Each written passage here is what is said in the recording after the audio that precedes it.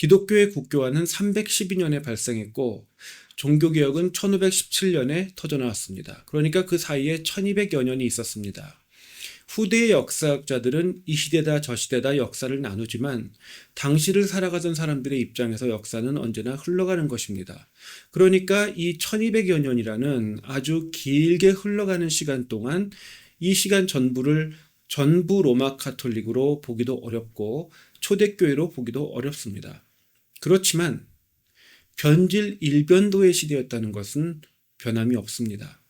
샬레마인이 교황청에 영토와 군사적 보호를 제공하고 그 답례로 교황청이 샬레마인을 신성 로마 제국의 황제로 임명했던 것이 약 800년경 정도이고 그 이후에 교황청은 정치, 사회, 군사의 영역에서 영향력을 확장했습니다. 그러니까 복합이 다닌 동시에 전체주의로 발달을 한 거죠. 제가 이렇게 말씀드릴 수 있는 것은 그리고 천년경까지는 전체주의화가 사실상 완료되었다 이렇게 말할 수 있는 것은 1095년에 유럽 전역에서 군대를 모아서 십자군 원정을 교황청이 시작할 수 있었기 때문입니다. 그러니까 유럽 전체에서 군대를 모아서 하나의 군대로 이 여러 사람들을 모아서 십자군 원정을 시작할 수 있었을 정도로 사회 전 분야에 특히 정치와 군사 분야에까지 개입을 했다는 거죠. 그리고 샬레마인 이후 경제 분야에 진출을 했던 것은 당연하고요. 왜냐하면 샬레마인이 엄청난 영토를 주었으니까 교황청에게. 그래서 1000여년경에 전체주의 권력 체계가 확립되었고 그 이후 반대 세력은 숙청되었습니다. 그러니까 전체주의의 특성인데 반대 여론이나 아니면 고칠 점이 발견되면 개혁을 하거나 회개를 하는 것이 아니라 그 반대 의견을 묵살시킵니다. 힘으로 눌러버립니다. 그러니까 스스로 회개하지 못하는 교회가 된 거죠. 초대교회의 모습을 계승하고 보수하지 않고 로마 제국의 황정을 더 따라갔을 때에 이미 스스로 회개하지 못하는 교회를 향한 것입니다. 그런데 주님이 어떤 분이십니까? 뿌리지 않은 곳에서도 거두시고 싸우지 않으신 곳에서도 전리품을 하사하시는 분입니다. 그러니까 자신의 소유이신 예수님께서 보혈을 흘리시고 사신 이 교회가 로마 황정처럼 변해서 제멋대로 구는 것을 허용하실 분이 아니라는 거죠. 그래서 예수님께서는 이 회개하지 않는 교회를 향해서 뿌리부터 흔드시는 그러한 사건을 허락하십니다. 이 사건은 1000년대 말에서 1200년대 말, 보다 정확하게 말하자면 1095년에서 1291년 사이에 진행된 십자군 원정입니다. 먼저 이슬람권 세력이 프랑스와 스페인 남부를 중심으로 서유럽을 1000회 넘게 1061회라고 하죠. 그렇게 많이 침공을 했습니다. 침공을 해서 약탈하고 도륙하고 또 강간하고 이런 짓을 되풀이를 했습니다. 그러니까 유럽 내에서 반발이 생겼는데 그 반발이 뭐였느냐? 교황청을 향한 것이었습니다. 교황청을 향해서 신도들을 보호하지 않는 교황청은 교회를 지키려는 의지가 없는 것과 마찬가지다. 이러한 불만이 터져나왔어요. 그런데 또 동시에 교황청의 입장에서는 십자군 원정을 한다 해서 이길 것이 없었습니다. 당시 사회에는 말이 기독교이지 로마 카톨릭이 제대로 했습니까? 그러니까 그 불안당들이 많았어요. 기사들이라고 하는 사람들도 말이 좋아 기사들이지 영주가 고용을 해주고 그리고 기사들이라는 자기를 주고 또 기사도라는 것을 씌워서 스스로 도덕적으로 행하도록 이렇게 명예를 얹어준 것뿐이지 이 사람들도 기사가 아닌 사람들, 그러니까 대부분이 불안당들이었던 사람들과 큰 차이가 없었습니다. 농민이라 할지라도 농사를 짓고 있다가 전쟁이 났다 그러면 불려나가서 싸워야 했습니다.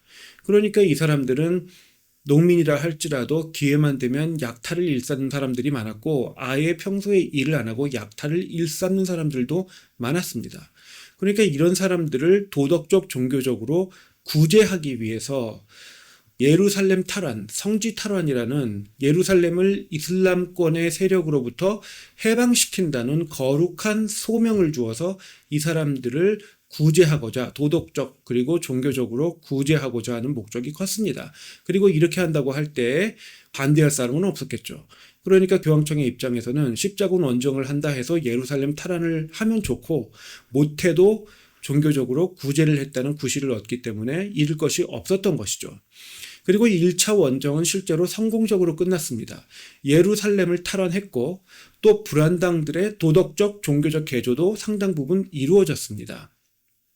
그런데 여기서 한 가지 짚고 넘어가야 될 부분이 있는데, 이 십자군 원정에 대해서 교회에게 뭐라고 비난을 하고 또 교회는 그것에 대해서 항상 사과하는 입장을 가지는 경우가 많습니다.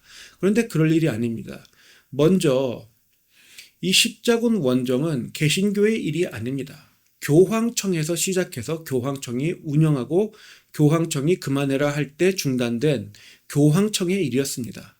그러니까 개신교 복음주의의 입장에서 뭐 십자군 원정이 니네들 잘못이다 이럴 때 우리가 그거 우리 잘못 맞아요. 교회 잘못이에요. 이렇게 해줄 필요 자체가 없습니다. 그렇게 할 수 있는 일 자체가 아닙니다.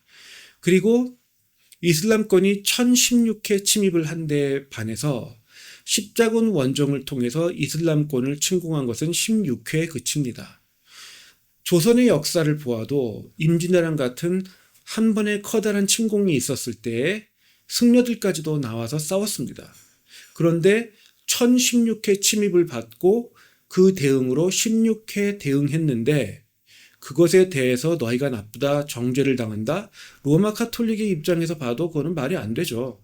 먼저 이슬람권에서 충분히 사과를 한 뒤에 그 다음에 로마 카톨릭에게 뭐라고 하든지 해야 될 일이고 또 개신교에게는 절대로 뭐라고 할 수 없는 일입니다.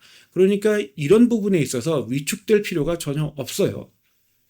어쨌든 1차 원정이 성공한 후에 향후 원정은 사실상 실패했습니다. 특히 4차 원정에 달하면서 십자군은 종교적 도덕적으로 사람들을 구제하는 게 아니라 종교적 도덕적으로 타락했습니다. 그러니까 약탈하기 위해서 십자군에 지원하고 뭐 그랬던 것이 많았다는 거죠. 그리고 교황청의 위기관리 능력이 부실하다는 것이 여실히 드러났습니다. 그러니까 지금 십자군이 종교적 도덕적으로 타락을 했는데 교황청은 이것에 대해서 문제를 지적하고 개선을 시키는 게 아니라 2차, 3차, 4차로 갈수록 점점 더 나빠지기만 해요. 그래서 교황청이 이러한 군사적인 위기관리를 할 수가 없구나, 이것을 여실히 증명한 계기가 되었습니다. 그리고 각 지역에서, 서유럽의 각 지역에서 지원자를 모집하기 위해서 여러 지역의 영주들에게 힘을 줬는데 이 영주들이 훗날 왕권으로 발달을 합니다. 그러니까 이때까지는 서유럽이 한 덩어리의 로마 카톨릭 교황청 밑에 기독교 제국인데 오늘날의 여러 국가로 갈려진 형태의 시초가 이 십자군 원정에서 발생한 겁니다. 그리고 교황청이 이 여러 영주들을 지지하기도 하고 반대하기도 하고 또 영토 분쟁에 개입을 했습니다. 그로 인해서 사람들이 그래도 교황청은 종교, 즉 영적 권위가 가장 중심이라 생각을 했는데 알고 보니까 이 사람들이 종교적이기보다 정치적이구나, 이 사람들은 권력을 탐하는구나, 이것이 드러난 거예요. 그래서 영적인 권위가 상당 부분 실추되었습니다. 그에 더해서 교황권을 계승하는 등 상존하던 문제들이 격화되어서 유럽이 편을 먹고 나는 누구를 지지해, 너는 누구를 지지해, 이런 식으로 분열이 되었던 겁니다. 그래서 결과적으로 십자군 원정은 교황청이 원하던 대로 유럽을 지켰다는 말을 듣고 그러한 명분을 얻고 또 사람들을 교황청의 신앙이 좋은 신도들로 대거 끌어오고 이랬던 것이 아니라 교황청의 영적, 정치적, 군사적 신뢰도와 권위가 실추되는 계기가 되었습니다.